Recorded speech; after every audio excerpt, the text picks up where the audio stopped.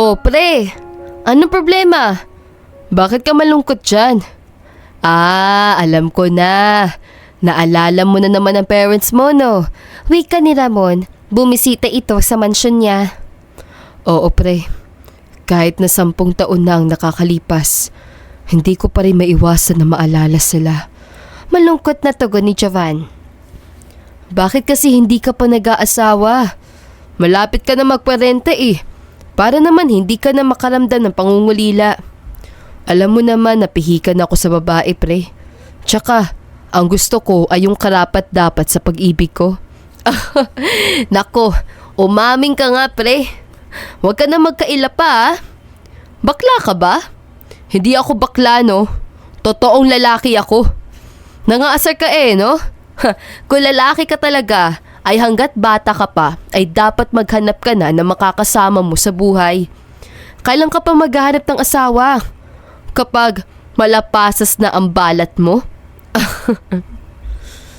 Kung alam mo lang, ay ngayon na ako maghahanap. Yun naman pala eh.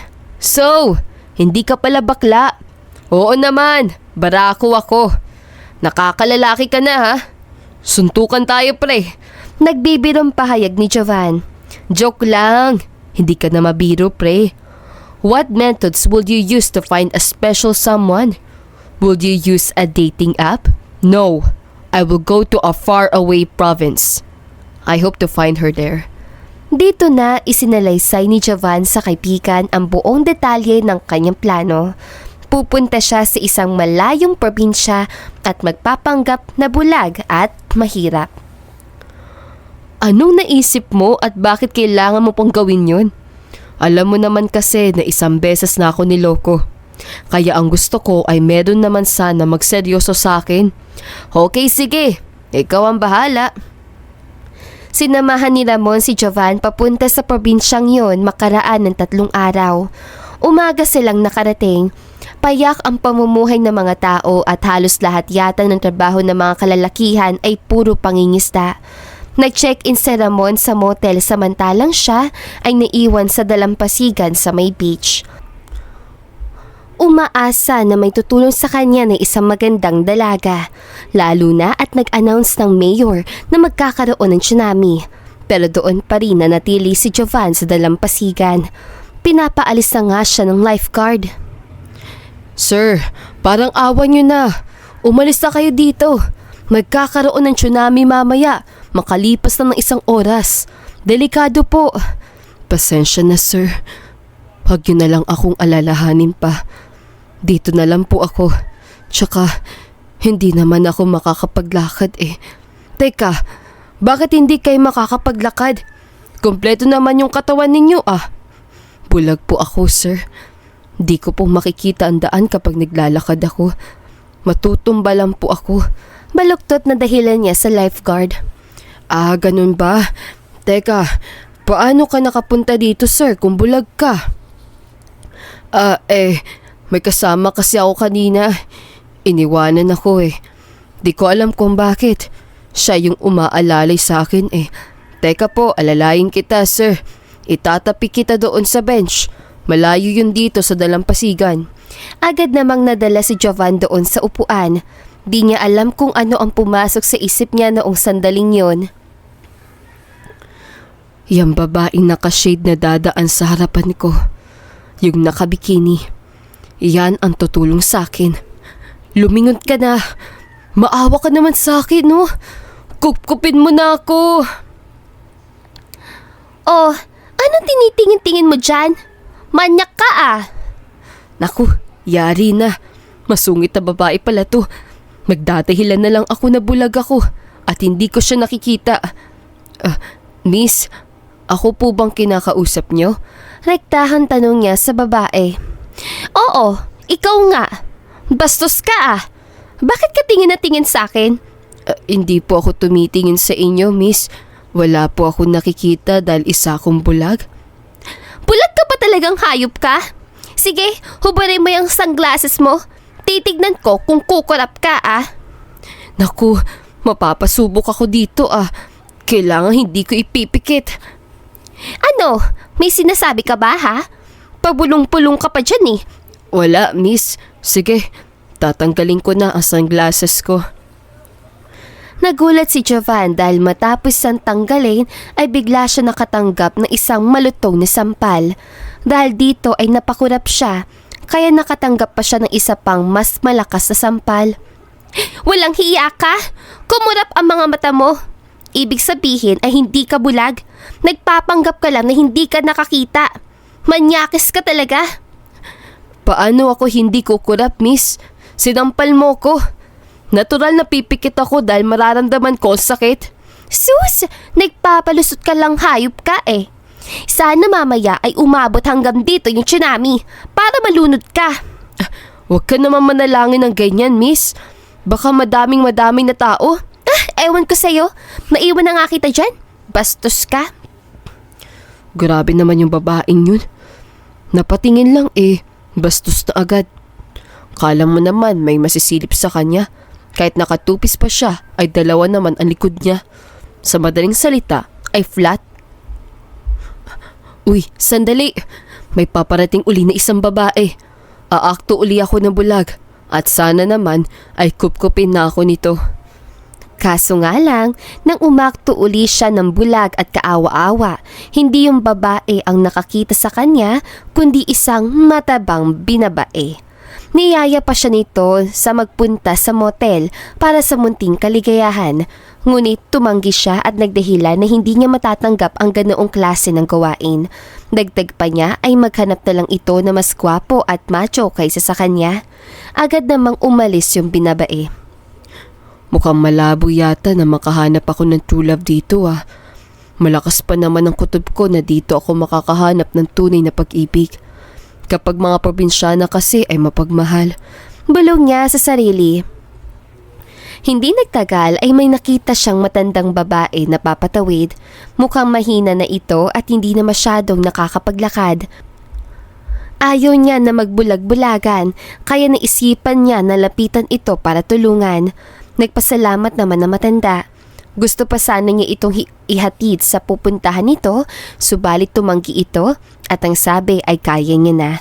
Meron pa itong binanggit na sobrang nagpakilig sa kanya. Ang sabi ba naman ay sa sobrang bait niya ay matatagpuan niya ngayon din ang true love niya. Grabe naman si Lola.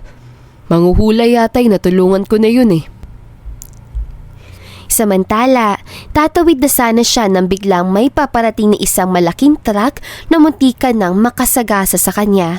Bumisina ito ng malakas.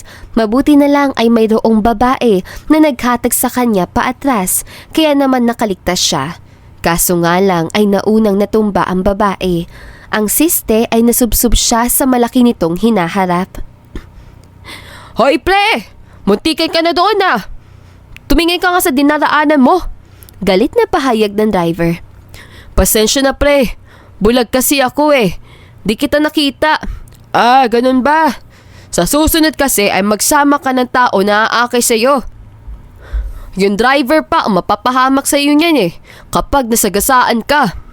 Pasensya ka na talaga pre. Umalis sa yung driver ng truck. Ano? Ayos ka lang ba talaga, kuya? May masakit pa sa'yo? Ha?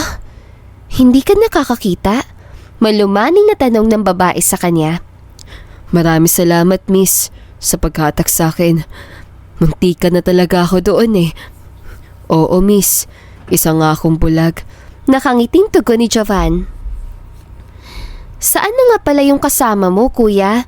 Para naman maidala kita doon at makauwi ka na.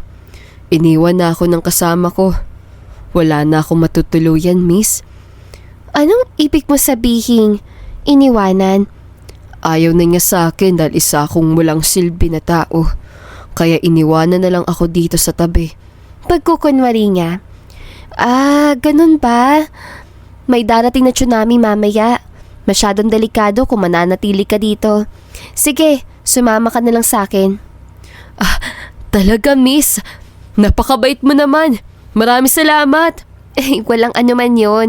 Gusto ko lang naman na tumulong. Sumakay sila ng tricycle hanggang sa makarating sila sa bahay ng babae. Payak lang ito ngunit maayos at malinis. May 2 kwarto at merong malaking salas. Hindi ko nakikita yung bahay mo, miss. Pero, ikaw lang ba ang nakatira dito? Oo, ako lang ang mag-isang nakatira dito. Wala na kasi sina mama at papa. Pareho na silang pumanaw dahil sa sakit. Siya nga pala, anong pangalan mo? Ang pangalan ko ay Sherlyn. Jovan na pangalan ko. Masaya akong makilala ka. Maraming salamat sa pagkupkop sa akin. Tatanawin ko ito ng isang malaking utang na loob. Walang anuman yon. Wala naman kasing may iwan dito sa bahay kapag nasa trabaho ako eh. Ang gusto ko ay may magbabantay dito. Maraming salamat, Sherlyn. Hayaan mo, babantayan ko yung bahay kapag wala ka. Siya nga pala, pwede bang malaman kung ano ang trabaho mo? Isa akong mananahi sa patahian ni Mayor Delvino. Wow! Isa ka palang mananahi? Siya nga pala, kung hindi mo mamasamain ang tanong ko, Javan, nasaan na ba yung mga magulang at kapatid mo? Yun nga ang masakit sa akin, Sherlyn. Pareho na silang yumao. Yung mga magulang ko at wala akong kapatid. Solong anak lang ako. Di ko na lang babagitin kung anong kinamatay nila. Masakit pa sa dibdib ko eh. Naunawaan kita.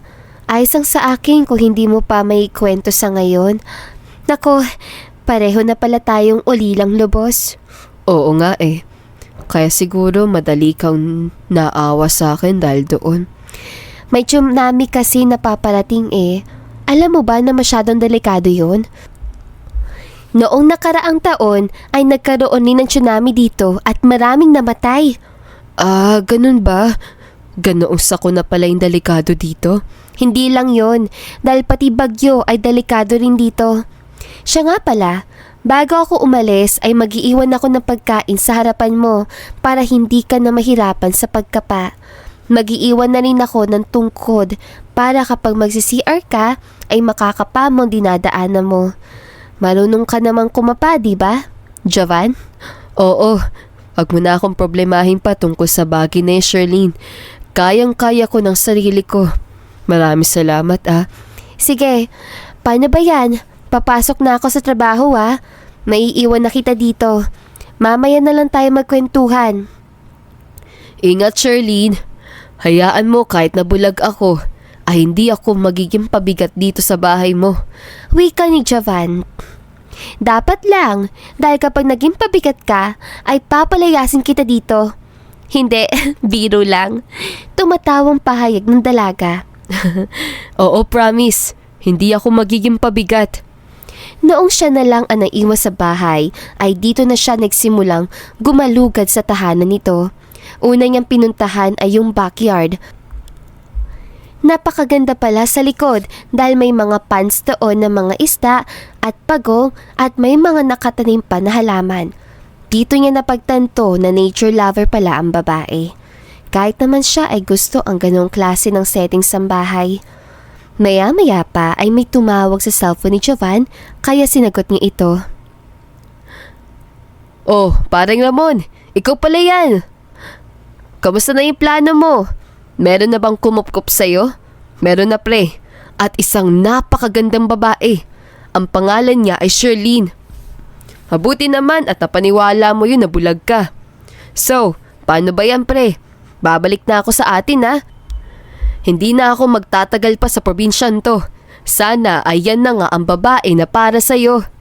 Ipinagdarasal ko sa Diyos na sana ay siya na nga. Unang tingin ko pa lang kasi sa kanya ay nabihag niya na ang puso ko. Ayun! Ganyan ka naman eh.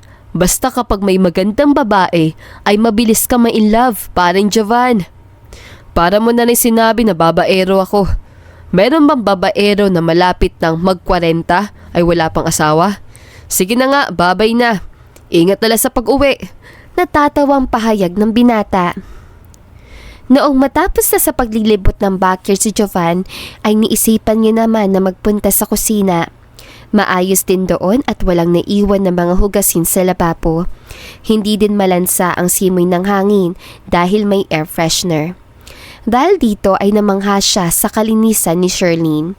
Samantala, may napansin siya na maliit na album ng mga litrato sa ilalim ng lamesa. Mukhang nahulog yata ito sa bag niya Dadamputin ko at titignan kung ano ang mga nilalaman nito. Nagulantang siya noong masilayan na puro mga sexy na larawan pala yun ng dalaga. Pero lahat naman ay nakasuot ng bikini. Ang ilan ay kuha sa beach, samantalang ang iba ay kuha lang sa loob ng bahay. May tinatago palang kaseksihan si Sherlyn. Pero halata naman kahit na nakasuot siya ng maayos. Pero bakit siya kumukuha ng ganitong klase ng litrato? Siguro ay binabantayan niyang katawan niya para hindi maging mataba. Ibabalik ko ulit ito sa ilalim ng mesa. At baka mapaghalataan pa ako. Teka, paano bang ayos ito? Siguro ay ganito. Dahil wala naman siyang ibang gagawin doon, ay niisipan niyang buksan ang telebisyon. Hanggang sa yun tungkol sa tsunami ang naging balita. Ayon sa isang reporter, malakas ang alon sa dagat at umaabot na sa kalsada ang tubig. Kitang-kita naman ni Jovan sa screen ng telebisyon na sinakop na ng tubig ang makipot na kalsada. Wala namang dumaraan na mga sasakyan doon. Ganto pala sa probinsyan to. Uso ang tsunami. Hays, na-culture shock ako dito Sana naman ay hanggang sa kalsada lang yung pinagsamang high tide at tsunami. Sana wag umabot sa mga kabahayan. Mabuti na lang ay natupad ang kanyang dasal. Dahil nakaraan ng ilang oras ay naging payapa na rin ang dagat ayon sa balita sa telebisyon. Nakahinga na maluwag si Jovan. 5:00 ng hapon nakauwi ng bahay si Sherlyn. Nilituan siya nito para sa hapunan. Noong pagsapit ng gabi ay pinahiram siya nito ng unan. Hindi naman nagdududa si Shirley na hindi siya bulag kahit na nagagawa niya ang mga simpleng bagay. Kapag naglalakad siya ay inaalalayan lang siya nito dahil may tungkod naman siya. Sa kabilang kwarto siya natulog noong gabing yun. Samantala, habang nasa kusina at nagkakape ay mayroong napansin si Shirley. Hay nako! Nandito pala yung photo album ko. Akala ko ay nasuksok ko ng maigi sa bag ko. Mukhang nahulog dahil nagmamadali ako kanina. Buti na lang ay hindi ito nakita ni Jovan. Uy, may tumatawag pala sa cellphone ko. Mukhang si Raquel to. Masagot ko nga. Uy, Bes! Kanina pa ako tumatawag sa iyo Hindi mo ba napansin? Binabalik-balikan ko lang yung pagtawag Pasensya na. Alam mo namang abala ako sa work. Tsaka, naka-turn off ito. Sandali, may kailangan ka ba, Bes? Oo, may kailangan ako. Matanong kita, sino yung lalaki sa bahay mo? Bibisitahin sana kita at kukwentuhan tungkol sa nangyaring tsunami. Kaso, kung kailan nasarapan na ako ng bahay nyo, ay tsaka ko lang naalala na nasa trabaho ka pala. Nasilip ko sa bintana na may lalaki.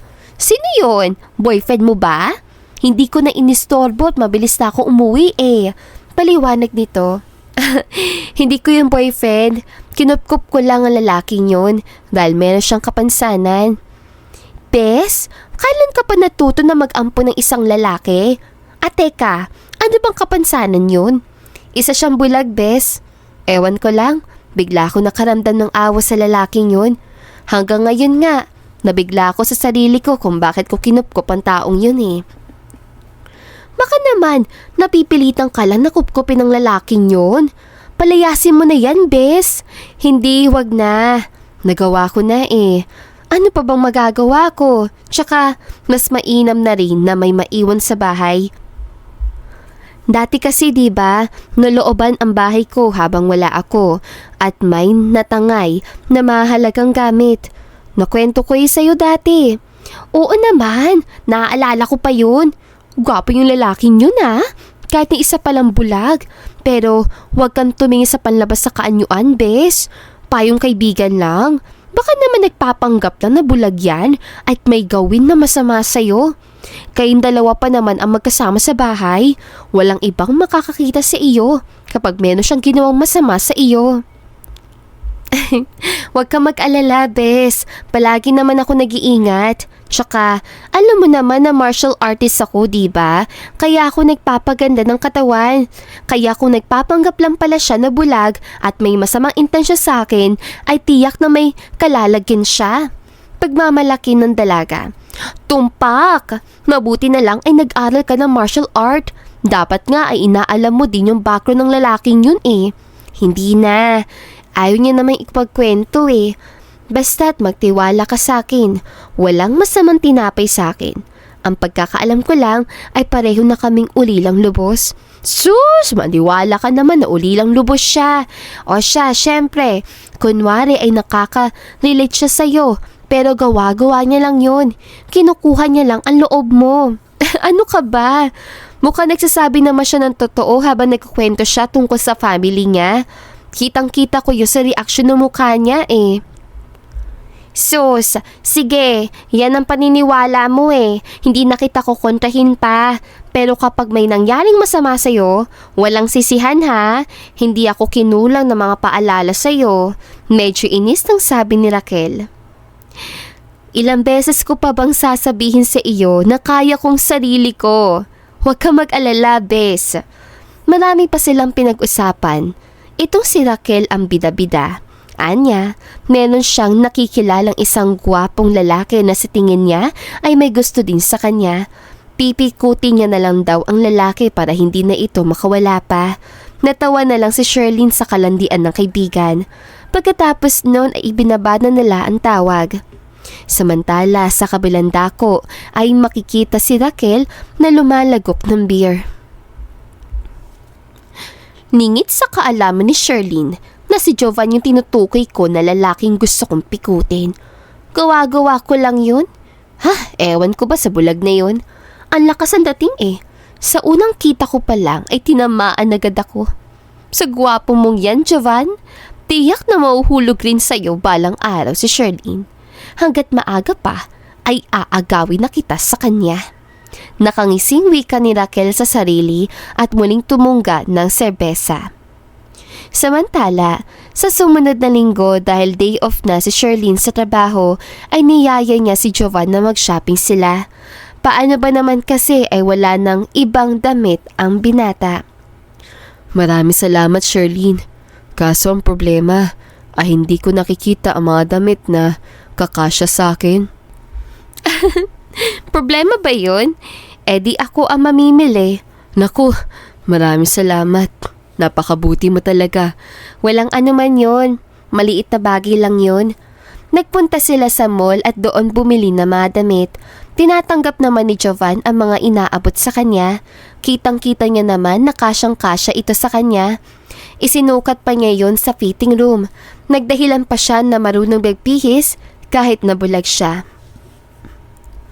Ilan ba yung nabili mong damit para sa akin, Sherlyn? Kunwaring tanong ni Jovan. May hawak pa siyang tungkod at nakasuot ng sunglasses. Nasa counter area na sila upang magbayad. 10 damit at 10 short at pati na rin underwear. Malugod na tugon ni Sherlyn. Sherlyn, matanong ko lang, bakit wala ka pang asawa? Hindi ba't 30 mahigit ka na? Mahirap mabuhay na nag-iisa at dapat ay may katuwang ka rin. Napakabait mo at siguradong napakaganda mo rin. Kaya imposible na walang nagkakagusto sa'yo. Sa totoo lang, ay marami akong manliligaw.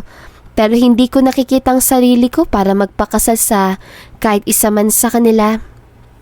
Abay, bakit naman? Marami ka ng binasted? Oo, marami na ako nabasted. Ewan ko ba sa kanila?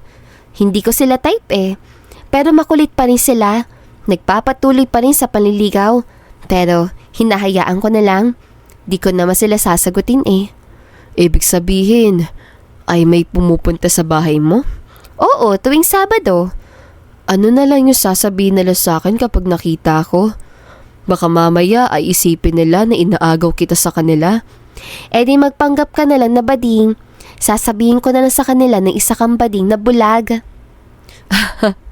Grabe naman yung bading na bulag. Pero sige, Para naman hindi nila isipin na lalaki mo ko. Grabe ka naman. Ikaw pa'y nakaisip na ganun ha? Parang diring-diri ka na akalain nilang boyfriend kita Baka naman totoong bading ka ha? Uy, hindi naman. Medyo bading lang ako. Hindi. Biro lang. Pero sa tingin ko ay maganda ka naman babae. Kaya kahit bading ay magkakagusto sa'yo. Sus, binola mo pa ako. Maraming salamat. Kung alam mo lang na nakakakita ako, ay baka magalit ka sa akin. Pero hindi naman talaga maitatanggi na napakaganda mo. Maputi at makinis ang iyong kutis. Mahaba ang tuwid na buhok mo. May magandang mga mata nangungusap. May malumaling na kilay at higit sa lahat ay may kurba ang iyong katawan. Oh, Jovan, may binubulong ka yata dyan. Ano ba yon? Wala. Wag mo na lang ako intindihin. Samantala, hindi naman sila nagtagal sa mall at matapos makapamili ay umuwi na sila noong mga bandang hapon ay nagsisiesta si Charlene. Kaya ito ang naging pagkakataon ni Jovan upang tawagan si Ramon. Naikwento niya dito yung sinabi ni Charlene. Pumayag ka naman na maging bading? Kung ako sa'yo ay ligawan mo na si Charlene. Hindi. May panahon pa para dyan. At kailan naman yun? Magmadali ka na, Jovan. Baka mamaya ay maagaw pa ng iba yan Walang aagaw dahil binabastard niya daw yung mga nanliligaw sa kanya na hindi niya tipo. Paano kung matipuhan niya na yung isa sa mga bago niyang maliligaw? Di, nga ka ngayon. Kung ako sa'yo ay kumilos ka na. Kitang-kita ko na napakaganda ng babaeng yun. Yung pinasa mong picture sa akin. Hindi lang maganda ang muka, pati na rin ang katawan. Maraming magkakandara pa dyan. Ganito na lang kasi, palagi kong iniisip para hindi ako ma-pressure. Kung talagang para siya sa akin, ay sa akin pa rin siya babagsak kahit na ano mangyari. Ganoon ang sinasabing tadhana. Kung sa bagay, may punto ko nga naman doon pare. Samantala, sa kabilang dako ay nag-uusap sina Christian at Tony. Anak ng mayor si Christian, samantalang si Tony ay anak ng congressman. Pinag-uusapan nilang dalawa si Charlene. How is your courtship of Charlene going, by the way? Seryoso tanong ni Tony habang nasa loob siya ng mansyon nila Christian. Pareho silang umiinom ng wine sa dining area. As of now, she's still rejecting me, but I believe that one day she will say yes to me. In what way will you get her to say yes? Basta, mag-iisip pa ako ngayon, pre. Sa gagawin ko nyo na hindi nga ako basta sasagutin, kundi maaangkin ko din siya. Matapos manggitin yon ni Christian ay gumuhit ang nakahulugang ngiti sa kanyang labi. Bigla ring nanlisik ang mga mata na parang nagsasabing seryoso siya sa kanyang pinaplano. Gagawin mo na naman ba ulit kay Charlene ang ginawa mo sa dati mong nililigawan? Oo, kung yun na lang ang paraan para makuha ko siya. Gaya nga ng kasabihan ay kung hindi makuha sa santong dasalan, ay idadaan na lang sa santong paspasan. Ayun, ganyan tayo Ang lakas mo. Kahit na gumawa ka ng masama ay hindi ka pa rin makukulong. Anak ka kasi na mayor Hindi ka mauhuli ng alagad ng batas. Tama. May nasusuhulan Pero pati ikaw din naman ay anak ng tinitingalang tao. Anak ka pre ng congressman. Medyo natatawang sambit ni Christian. Oo nga. Kaya cheers tayo dyan. Cheers sa nalalapit na pang-angkin mo kay Charlene. Cheers! Matapos nun ay sabay nilang nilagok ang alak. Sa kabilang dako, kinagabihan nun at 1 buwan na siya kay Charlene, ay may naalala si Jovan.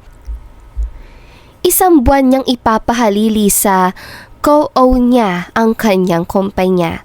Tinawagan niya ito sa cellphone at ipinaliwanag ang mga dapat na gawin. Malaki ang tiwala niya dito kaya alam niyang magagampanin nito ng maayos ang mga task na inuutos niya. Lumipas ang 4 na araw ay ganap na ditong Sabado ay dito na nga bumisita ang isa sa manliligaw ni Charlene. Yung iba kasi ay hindi na pumupunta. nawala na siguro ng pag-asa. Noong Sabado lang na yon, nagpunta ang natirang maliligaw.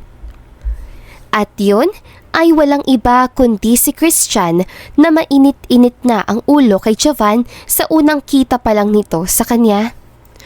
Sino ba yung lalaki na yan, Charlene? Bakit nasa loob ng bahay mo yan? Boyfriend mo ba yung hayop na yan? Hindi ko siya boyfriend. Friends lang kami. Ang pangalan niya ay Jovan. Gay siya at meron din siyang disability. Ano naman ang kapansanan ng pangit na yan? Bulag siya. Hindi siya nakakakita. Ah, ganun ba? Bakit mo siya pinapunta dito sa bahay mo? Nakatira ba siya dito o bumibisita lang? Nakatira na siya dito. Kinupkup ko dahil nga sa kalagayan niya. Nagkup-kup ka pa ng ibang tao?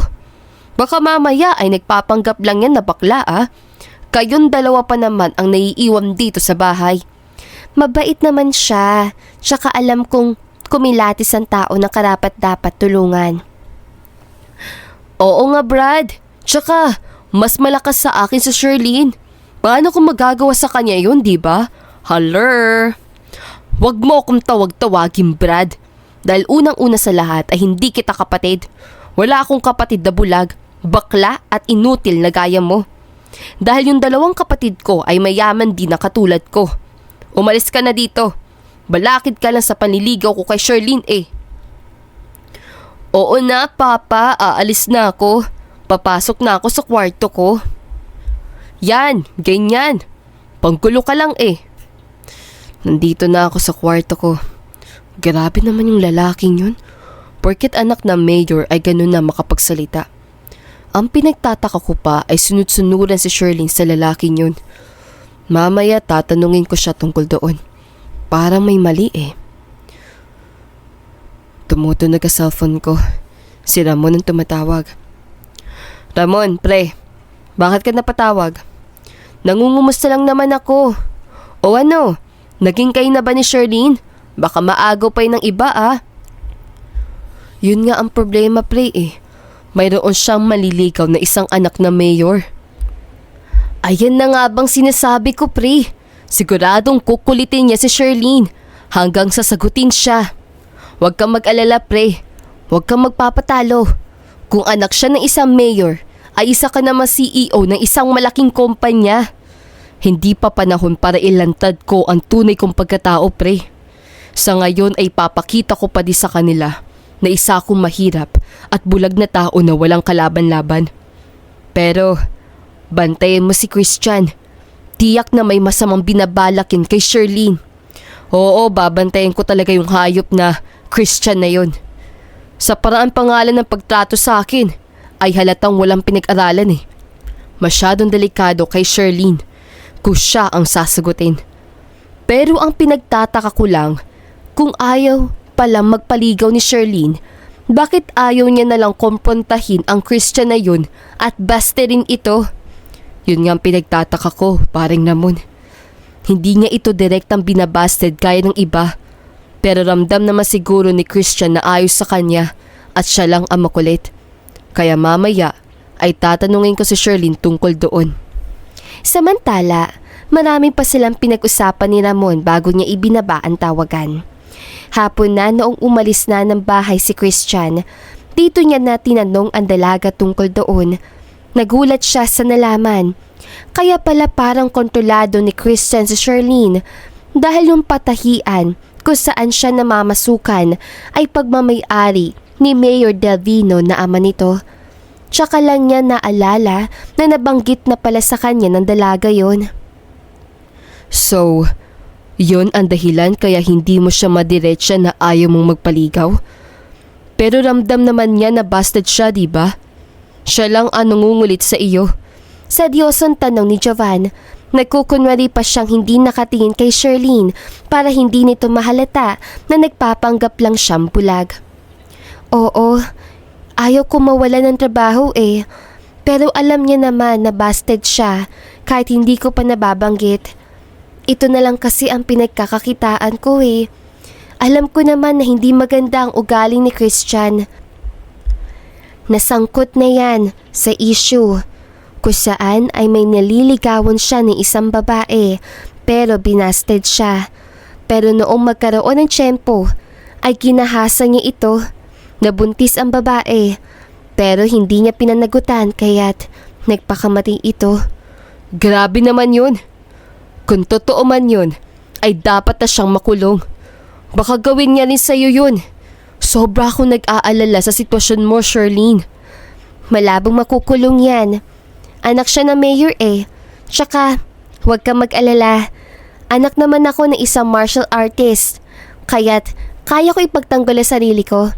Noon pa man ay tinuturuan na ako ni Papa sa pakikipaglaban. Kaya may kalalagyan talaga siya kapag may ginawa siyang masama sa akin. Charlene, may itatanong ako sa'yo. Ano yun? Kung sakaling mag-o-offer sa'yo ng trabaho sa isang malaking kumpanya, tatanggapin mo ba yun, ha? Oo naman, para maalis na ako sa patahian ni Mayor. At para wala nang maisumbat sa akin si Christian. Ayaw ko na rin kasi magtrabaho sa kanila dahil unang-una sa lahat ay mababa ang pasahod. Kayod kalabaw ako, tapos kakarampot lang ang sweldo. Kaya nga dyan ako humahanga sa'yo. Sa kabila ng kapos ka sa buhay, ay hindi ka nagdalawang isip na kupkupin ako. Bihira na lang ang tao na gaya mo.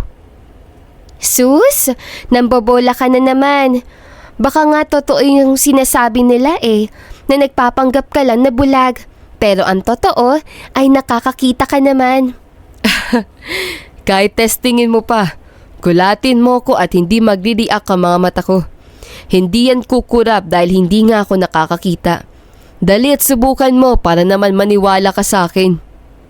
Sige, tanggalin mo yung shade mo dahil uumpisahan ko na. Nanginginig naman ang mga kamay na tinanggal ni Jovan ang sunglasses. Mabuti na lang ay hindi yun nakita ni Charlene dahil kundi ay pagdududahan siya nito. Noong matanggal niya ng salamin, umakto siya na parang bulag.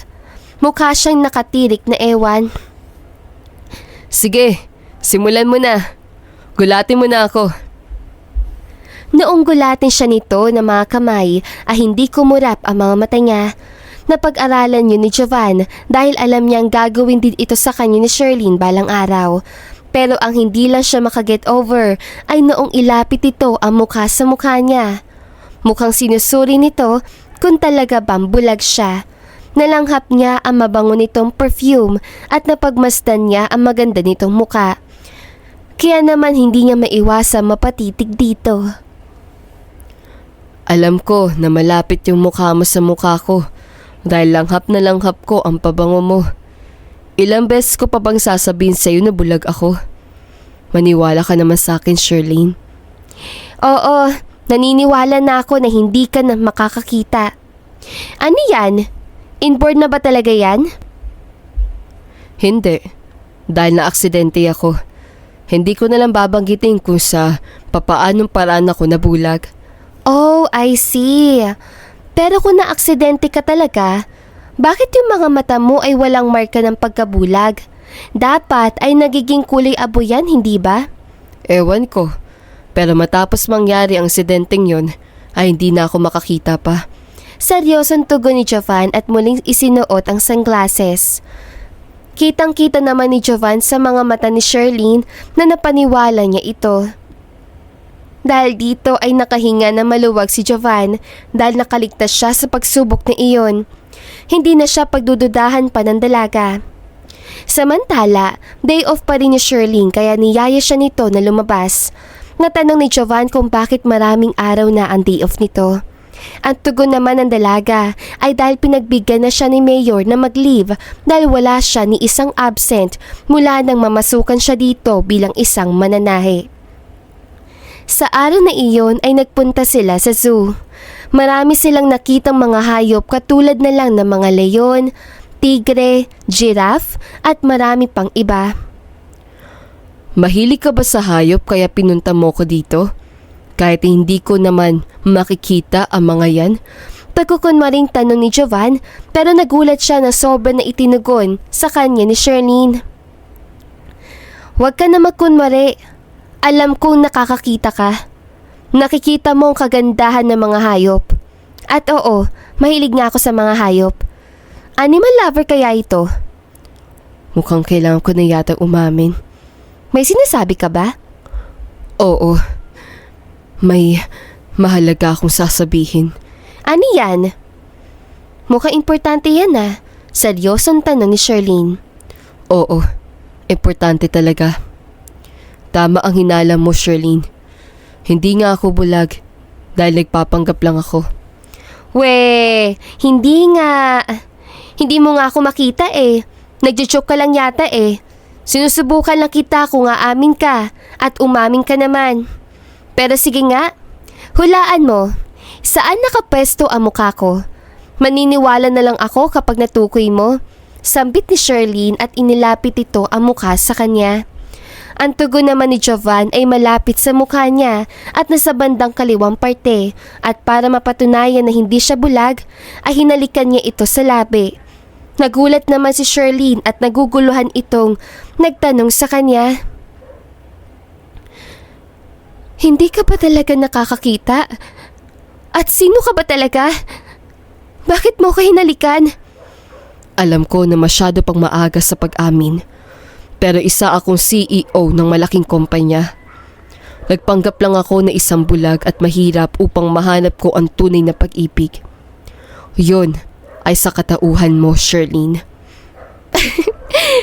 Nagpapatawa ka talaga, Jovan, ah? Ayos lang na simpleng tao ka. At least ay gusto naman kita. Sa loob-loob ni Jovan ng sandaling yon, ay ayos lang pala na hindi ito maniwala sa kanya na sobrang yaman niya. At least ay tanggap siya nito kahit sino man siya. So, anong ibig ba sabihin? Tayo na ba? Bakit mo ko minahal sa kabila ng pagkukunwari ko na isa akong bulag? Dahil unang kita ko pa lang sa'yo, ay na-love at first sight na ako. At kahit na marami ka pang tinatago sa akin, sa ngayon ay nababasa ko naman sa mga mata mo na totoo kang tao na hindi mo ako lolokohin. Alam ko nakakatawa dahil isa ka pang estranghero para sa akin. Pero sadyang masaya lang ako kapag kasama ka. So, tayo na ba kahit hindi na ako nakakapanligaw sa iyo? Tayo na. Pareho naman na tayo ng feelings eh. Maraming salamat.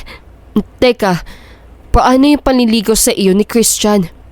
Kukumprontahin mo ba siya na tayo na? Oo, bahala na kung mawawalan man ako ng trabaho.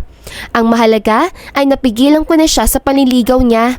Tama yan. Ipaglaban na lang natin yung pagmamahala natin. Huwag tayong magpapasindak kung anak man siya na isang mayor. Sinisiguro ko rin na balang araw ay mananagot siya sa ginawa niya doon sa babae. Makukulong din siya. Oo, umaasa ako na sana ay ganun nga ang mangyari sa kanya. Hangad ko rin ang hustisya para sa babaeng yun. Kung hindi mo lang alam ay kaibigan ko yun, Jovan. Pambihira. Kaibigan mo pa pala yun? Eh di kawawa naman pala yun. At talagang napakasakit sa loob mo ang nangyari sa kanya. Huwag kang mag-alala. Mag-iisip ako ng paraan para mapabagsak ang Christian na yun. Hindi ko naman alam ang binabalak mo. Pero sige, susuportahan kita. Madali lang yan mapabagsak. Love, ako pa. Nax, yun pala ang call sign natin ah. O sige, love, nagtitiwala ako sa'yo. Kinikilig na tugon ni Charlene. Samantala, makaraan ng 2 oras sa pagdilibot-libot sa zoo ay naisipan muna nilang kumain sa karinderya. Hindi pa sila nakontento at kumain pa sila ng mga street foods kaya naman hapon na sila nakauwi sa bahay. Nauna sa kwarto na si Jovan ay tinawagan niya ang kaibigan na si Ramon dahil gusto niyang ibalita na sila na ni Charlene. Pero teka, paano nangyari yun? Eh di ibig sabihin yan ay alam na rin ni Charlene na isa kang CEO? Congrats pre! Graduate ka na sa pagpapanggap na isang bulag. Naipagtapat ko naman na sa kanya kaso nga lang ay hindi naman siya naniniwala eh. Malaking tulong na rin yun para low-key pa rin ako sa paningin niya. At alam mo ba, bago maging kami ay hinalikan ko siya sa labi. At hindi naman siya nagalit sa akin. Nax, pre! Ibang klase ka talaga! Kakaibang kamandag mo! Pero, paano kung ayaw pa rin lubay ni Christian si Sherlyn? Hindi ba't mapilit ang lalaki niyo sa panliligaw? Seryosong tanong ni Ramon. Kaya nga ako napatawag sa'yo. Dahil yun ang gusto kong ipatrabaho sa'yo, pre. Willing ka ba na tulungan ako, pre? Oo naman, basta't ikaw. Malakas ka yata sa akin eh. Nax, sabi ko na nga ba eh. Kahit kailan ay maaasahan ka. Isa kang NBI agent, pre. Gusto ko imbestigahan mo ang mayor dito at pati na rin ang anak niya. Alam mo ba na si Christian ay nanggahasa noon ng babae? At dahil sa hindi niya pinanagutan ang pagbubuntis ito, ay nagpatiwakal ito. Sa kabila ng mga ebidensya ay hindi nakulong si Christian dahil anak siya ng mayor ay nabalewala ang batas at may nasuhulan pa. Malakas ang kutob ko na may illegal na ginagawa ang mayor. Yung anak nga niya ay masama. Paano pa kaya siya na isang ama? Gaya nga ng kasabihan, kung ano ang puno, ay ganoon din naman ang bunga. Oo, huwag kang mag-alala. Babalik ako dyan sa probinsya at aasikasuhin ko yung tungkol sa mag-ama. Kapag nakahanap na tayo ng sapat na ebidensya, ay makukulong ang mga yan. Maraming salamat, pre. The best ka talaga. Walang anuman yun. Kung may kasalanan talaga sila, ay mananagot sila sa batas. Mabibigyan na ng hustisya ang mga naagabriado nila. Samantala, sa kabilang dako ay makikitang nagiinuman sina Christian at Tony sa teres sa mansyon. Pareho na silang namumula sa kalasingan at pinag-uusapan nila si Sherlyn. Ayon kay Christian, baka sa mga susunod na araw niya nagaganapin ang masamang intensyon para sa dalaga. Akala ko ba hinahayaan ka lang niya manligaw? Hindi katulad ng iba na talagang rektahan na binabasted niya. Bakit dadaanin mo na sa santong paspasan? Nararamdaman ko naman kasi na hindi niya ako gusto. Natatakot lang kasi siya na basterin ako dahil sa nagtatrabaho siya kay dad. Alam mo naman, Tony, di ba? Ang pinakaayaw ko sa lahat ay yung babaeng hindi ako gusto. Pinapwersa ko na lang sila kung hindi nila masuklian ang pagmamahal ko. Tama yan. Angkinin mo na si Sherlyn bago pa siya makuha ng iba. Yung kinuwento mo na bading na bulag na si Jovan? Sus, maniwala ka na bulag yun. Baka nga boyfriend yun ni Sherlyn eh. Tinatago lang sa'yo dahil ayaw kanyang magalit. Natatakot ang hampas lupa na babaeng yun na mawalan ng trabaho. Nakakatawa talaga silang mga patay gutom. Nandahil sa kahirapan, ay hindi nila kaya ipagtanggol ang sarili. Sip-sip sila sa mga may pera. Mga nakakaawang nila lang. Dapat sa mundong ito ay walang mahihirap na hampas lupa eh.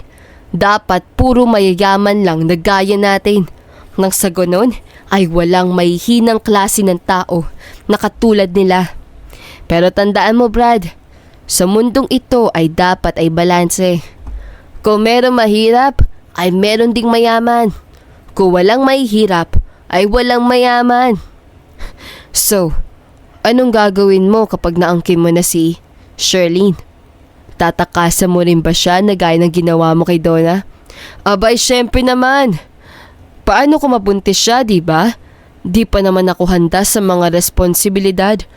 Gusto ko na panatilihin ang pagiging binata dahil nais ko pang makatikim na maraming magagandang babae na mas maganda at mas sexy pa kay Sherlyn. Certified babaero ka talaga, pre. Gayan talaga kapag pinanganak na gwapo. Pagmamalaki pa nito. Cheers, pre. Cheers.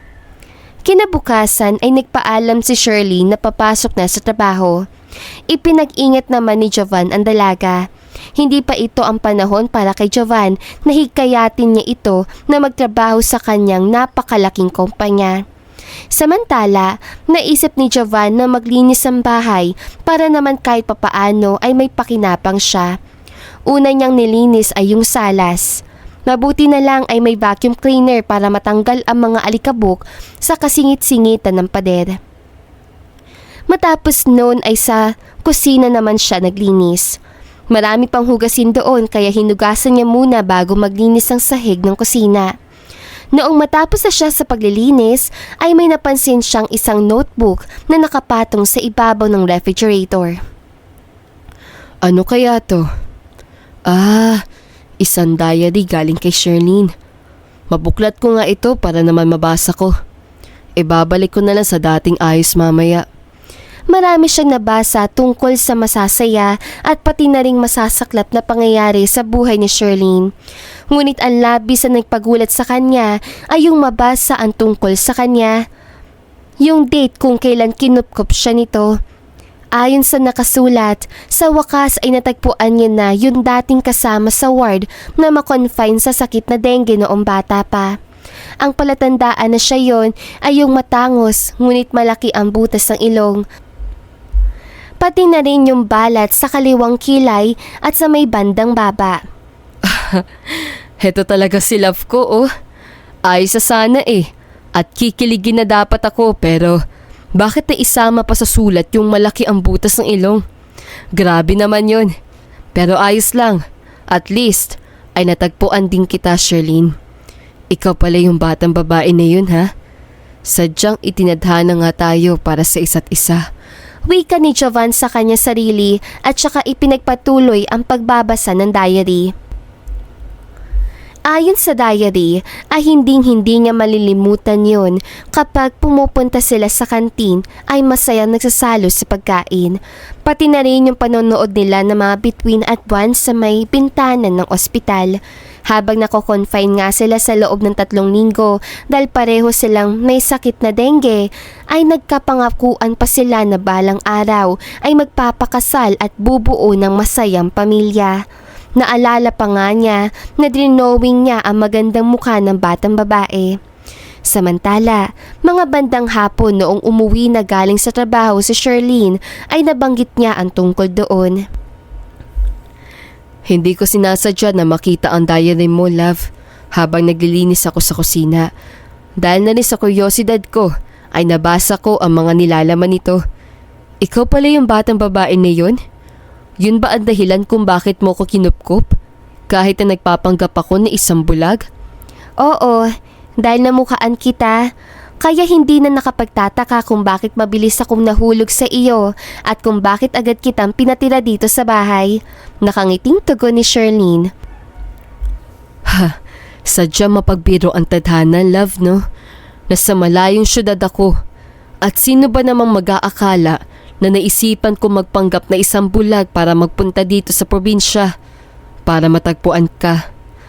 Noong mga panahon kasi na yun, ay pareho pa lang tayong nasa 10 taon ng edad.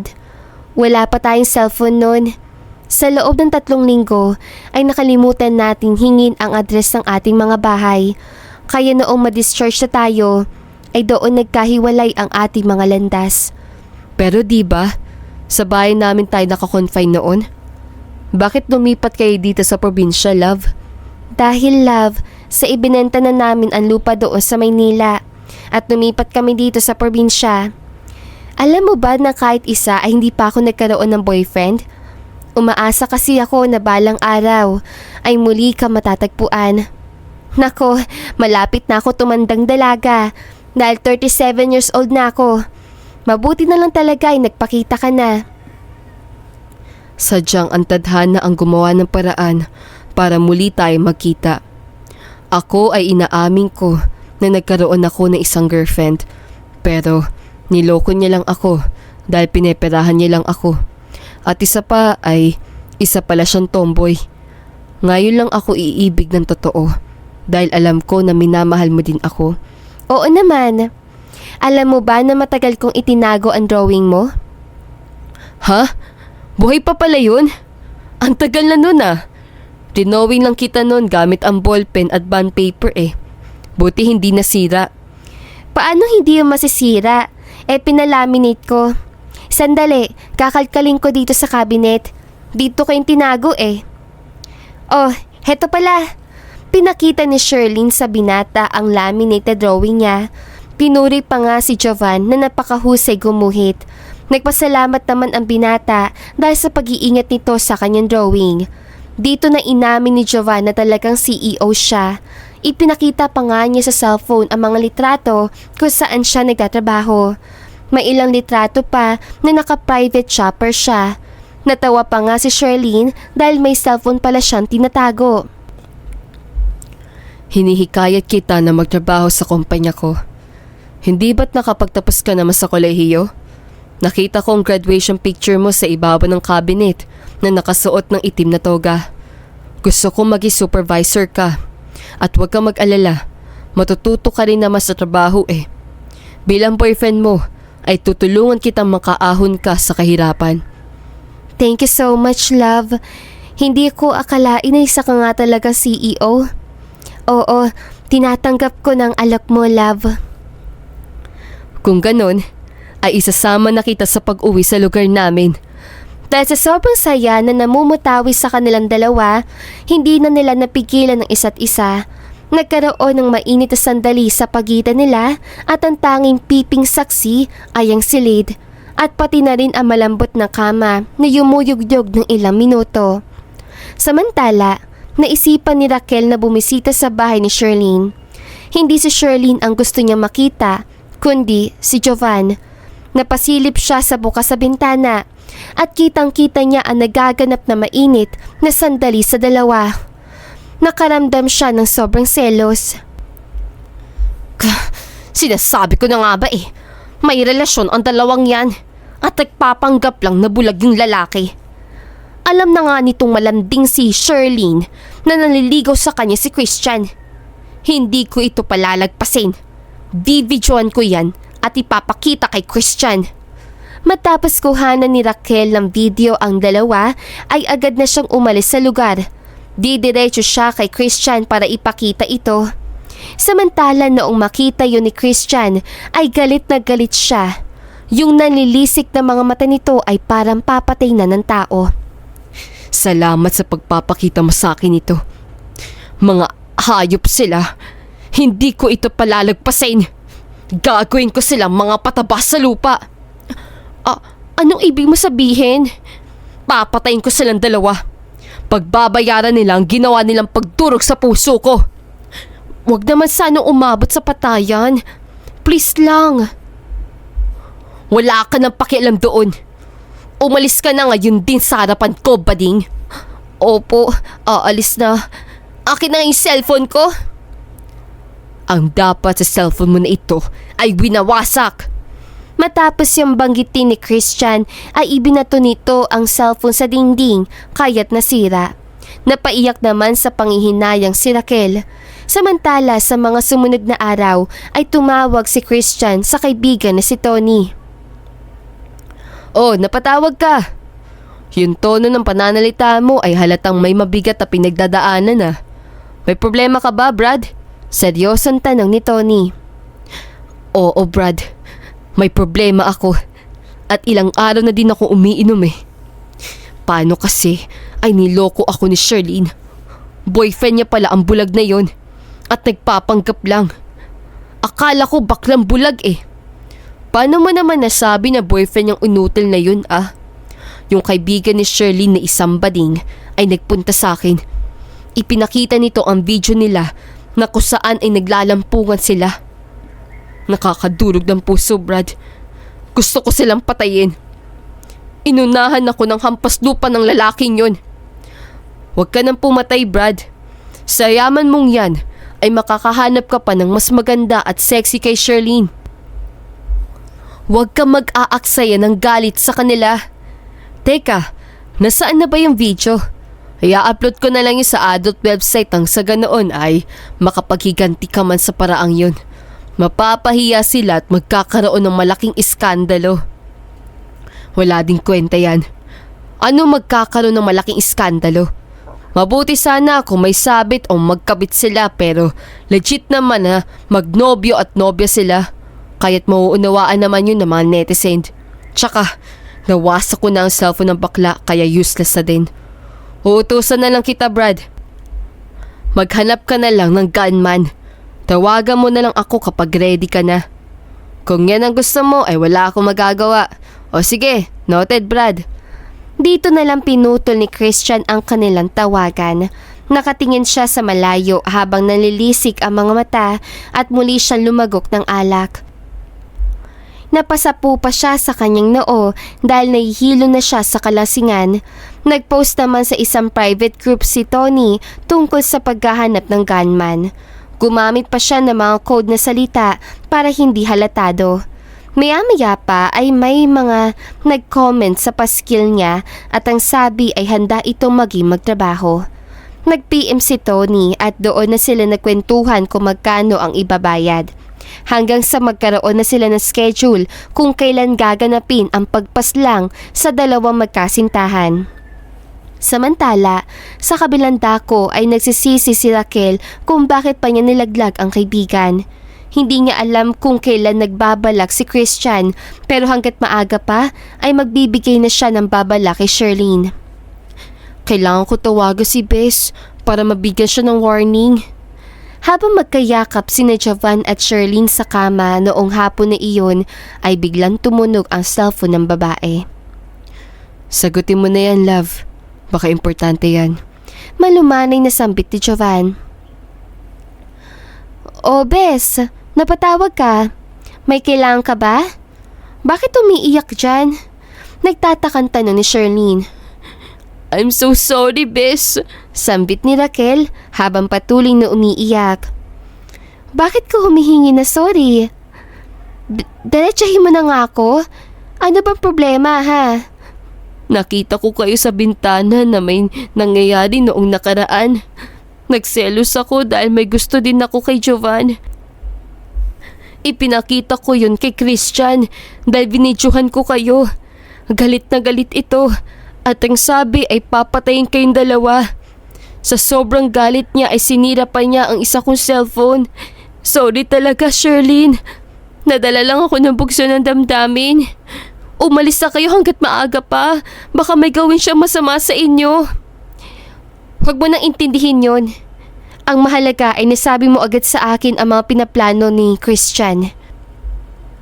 So, pinapatawad mo na ako, Bess? Oo, pinapatawad na kita, pero hindi na maibabalik ang dati nating pagkakaibigan. Alam mo kung bakit, Bes? Bakit nga, Bess?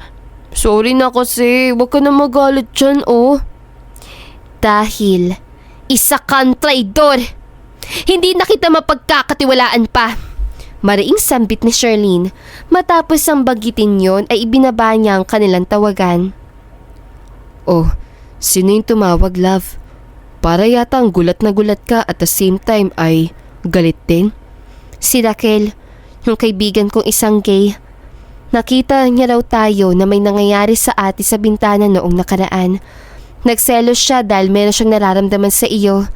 Nakita ka rin kasi niya dito sa bahay noon pero hindi ka lang nilapitan. May lihim na gusto yata sa iyong kaibigan ko kaya nagsumbong siya kay Christian at ipinakita ang video natin. Kinuhanan niya kasi tayo na magkatabi sa kama. Kaya ang siste ay galit na galit si Christian dahil sobra itong nagsiselos. May balak rin siya na patayin tayo, love. Paano yan? Delikado ang buhay natin. Nababahalang sambit ni Sherlyn. Huwag ka mag-alala, love. Akong bahala. Meron akong kaibigan na isang NBI agent na nag-iimbestiga sa baho na mag-ama. Kakarating niya lang kanina dito sa probinsya. Hindi niya matutuloy ang gagawin niyang pagpapaslang sa atin dahil makukulong din siya. Dapat umalis na tayo agad dito, love, hanggat mainit pa ang sitwasyon. Okay, sige. Tatawagin ko na yung nagmamaneho ng private chopper ko. Pupunta na tayo sa Maynila sa lalo't madaling panahon. Okay, sige. Tayo na, love. Nag-impake na tayo. Ita-text ko na lang siya. Magsasayang lang ako ng load eh. Makaraan lang na 2 oras ay nandito na yon. Babiyahe na tayo. Noong tumuntong nga ang mga oras sa iyon ay dumating na ang helicopter kaya ligtas naman silang nakasakay.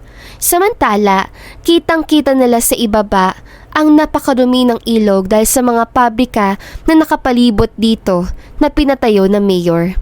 Sa loob-loob ni Jovan ay ipapasama niya sa pag-iimbestigahan yon kay Ramon. Hindi siya manghuhula pero may mali siyang nakikita dito. Kaso nga lang malapit na sana sila sa Maynila ay may nabanggit sa kanya ang piloto ng helicopter. Anito, may nascan siya ng isang bomba na nakasabit sa may puwetan ng sasakyan. Ano masandali ay sasabog na ito, kaya't kinailangan na nilang lumundag sakay ng parachute. Charlene, isuot mo na ito. Tatalon tayo. Ano masandali ay sasabog na itong private chopper ko. Sino kayang hayop na nagpakabit noon sa sasakyan ko? Sobrang nakakatakot naman, love. Ang taas ng tatalonin natin eh. Kesa naman sa mananatili tayo dito, love. Sasabog tayo dito. Dahil sa pagkukumbinsi ni Jovan ay napilitan si Shirley na lumundag sila sa napakataas na ere. Kasama rin ang piloto na matapos lumundag ay nakita ni Jovan na nabasa ang pantalon nito. Sa palagay niya ay napaihi sa sobrang takot at pagkalula. Magkahawak kamay naman silang dalawa. Bigla na sumabog ang transportasyon. Nawala lang ang takot ni Charlene nang bumuka na ang parachute. Paano kasi ay dahan-dahan na silang bumababa patungong lupa. Kaso nga lang, malapit na sana sila sa lupa na biglang umihip ang malakas na hangin kaya ang nangyari ay napunta sila sa Manila Bay kung saan ay malapit din doon.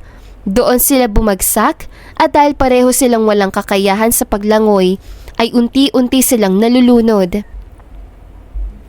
Samantala, nagising na lang si Jovan na nakakonfine na sa ospital. Katabi niya si Shirley na nakahiga sa kabilang kama at kasalukuyang natutulog. Pareho silang nakadextrose. Binabantayan sila ng piloto na sumabog na private chopper. Anong nangyari, Ronald? Bakit kami nandito sa ospital? Tanong ni Jovan na para bang walang naalala sa nangyari. Boss, nalunod kasi kayo ng girlfriend mo doon sa Manila Bay. Kung maalala nyo lang po, ay may nagtanim ng bomba sa helicopter. Kaya naisipan natin na magpatihulog na lang galing sa itaas. Nahulog ako, boss, sa may lupa. At kayo naman ay sa dagat. Buti ay may nagsagip sa inyo. Oo nga. Naalala ko na. Sino kaya ang naglagay ng bomba na yon? Hindi ba't bago ka umalis ay chinek mo muna yon? Opo, sinuri ko, boss, bago ako umalis. Wala namang bomba at ewan ko ba kung bakit sa paglayag natin ay nagkaroon ng ganoon. Di bale na, papa-investigahin ko na lang yan kapag nakalabas na ako ng ospital. Siya nga pala, kamusta na ang lagay ni Charlene? Ayos naman po siya, boss. Ang sabi ng doktor ay kinakailangan lang magpahinga pero mamaya ay magigising na din. Ay, salamat at nakaligtas kaming dalawa. May araw din sa akin yung nagtanim ng bomba. Ganun pa man, kahit ganun ang nangyari ay nakauwi pa din kami ng ligtas dito. Siya nga pala, nasaan ang cellphone ko? Tatawagin ko si Ramon. Sinacharge ko pa lang, boss. Mamaya po kapag na full charge na, ay ibibigay ko po sa inyo. Samantala, sa kabilang dako, makalipas ang 2 araw, ay nag-uusap at nagiinuman sila Mayor Delvino at Christian sa may terrace sa mansyon. Ano ka mo? Meron palang private shopper ang boyfriend ni Charlene? Ibig palang sabihin ay mayaman ang inaakala mong bulag at hampas lupa. Opo, Dad. Mukhang CEO yata ng malaking kumpanyang kumag na yun. Biruin niyo ba naman na meron palang ganoong klase ng sasakyan? Dapat sana ay ipapatay ko sila sa pamamagitan ng pamamarili. Dumating yung helicopter, kaya pinakabitan ko na lang ng bomba sa inihard kong tauhan. Siguradong wala na sila ngayon. Wasak na ang katawan nila at nilalamon na ng mga uwak ang pira-piraso nilang katawan na bumagsak sa lupa. Magaling, anak. Mautak ka. Ganyan na ganyan din ang pamamaraan ko sa pagpaslang ko sa mga nakakatunggali sa politika. Ganyan ka pala magselos, ha? Noong nakaraang taon lang ay may kinahihibangan kang babae. Binasted ka kaya nirape mo. Mabuti na lang ay nagawan ko yun ng paraan kaya hindi ka nakulong. Tandaan mo, anak, walang makakabangga sa atin. Bukod kasi na mayor ang dad mo, ay marami akong pinatayo na pabrika na negosyo natin. Hindi lang yon, dahil meron din tayong negosyo ng mga shabu. Maya-maya pa ay may nag-doorbell sa mansyon nila. Nagkaroon ng komosyon dahil sa ayaw papasukin ng mga bodyguard sa loob ng mansyon ang mga nagpapakilalang NBI agent. Ngunit sa bandang huli ay walang nagawa ang mga bodyguard. Tuloy-tuloy na nakapasok sa mansyon sina Ramon kasama ang mga kapwa NBI agent.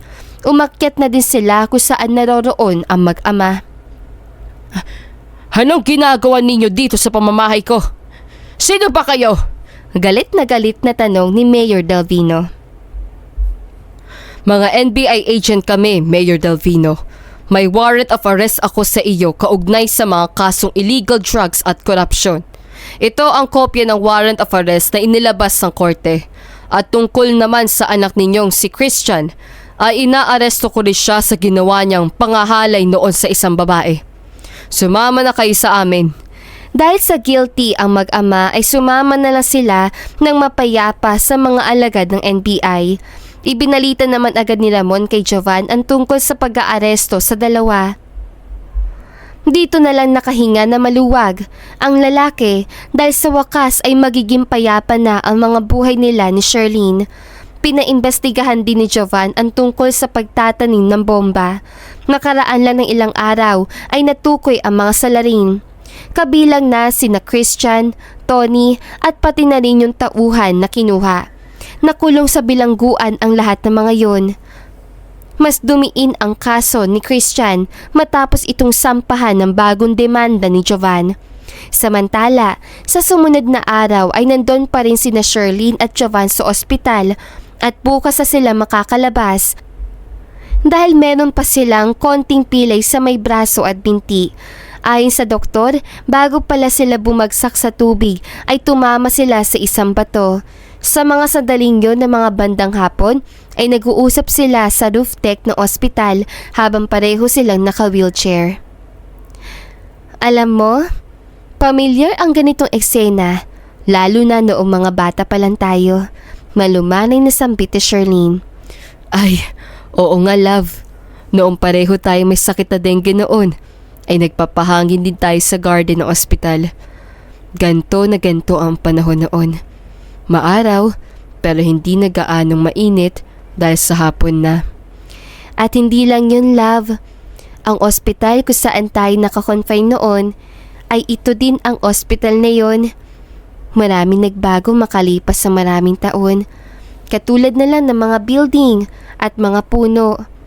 Mas nadagdagan ang mga building pero yung mga puno ay unti-unting nababawasan. Pero alam mo ba kung ano ang hindi nagbago, love? Ano yun? Medyo nagtatakan tanong ni Sherlyn. Walang iba kundi ang sitwasyon natin ngayon. Yun tungkol sa pagmamahalan natin. Kahit nagkalayo man tayo noon, ay yung mga puso natin ay parang magkakakonekta pa rin. Kung hindi mo lang alam, ay sobra ako nagsisisi kung bakit hindi ko nahingi ang address mo noon.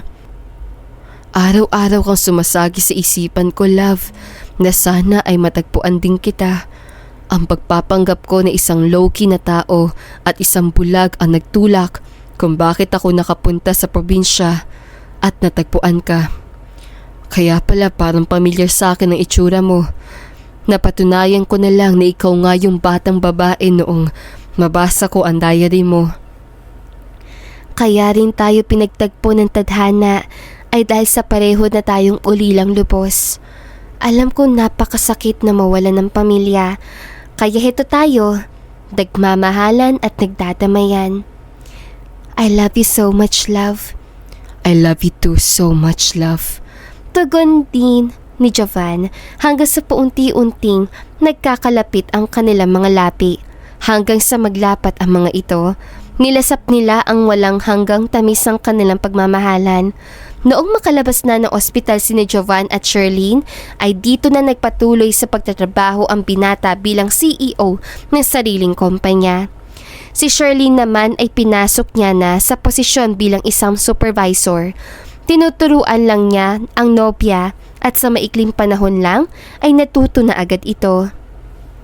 Dahil dito ay naiiwan niya na ito na mag-isa sa trabaho. Sa ngayon ay magkasama na sila sa isang bubong at nagpakasal na din sila.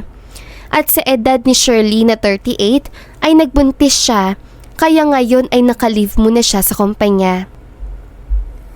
Sa buwan ng May sa susunod na taon na siya manganganak. Samantala, ang buong akala ni Jovan ay habang buhay na siya mag-isa sa buhay. Sino ba namang mag-aakala na sa pagpapanggap niyang isang bulag at mahirap, muli niyang matatagpuan ng isang batang babae na noon ay pinangakuan niyang pakasalan. Ngayon na pareho na silang nasa hustong edad ay natupad nga ang lahat ng iyon at magkakaroon pa sila ng isang supling. At dito na nga po nagtatapos sa magandang istoryang ito. Don't forget to like, share, and subscribe. Hanggang sa muli, paalam! Malayo ka man, mahal, lagi mo tandaan. Hindi magbabago, pag-ibig ko'y sa'yo lamang.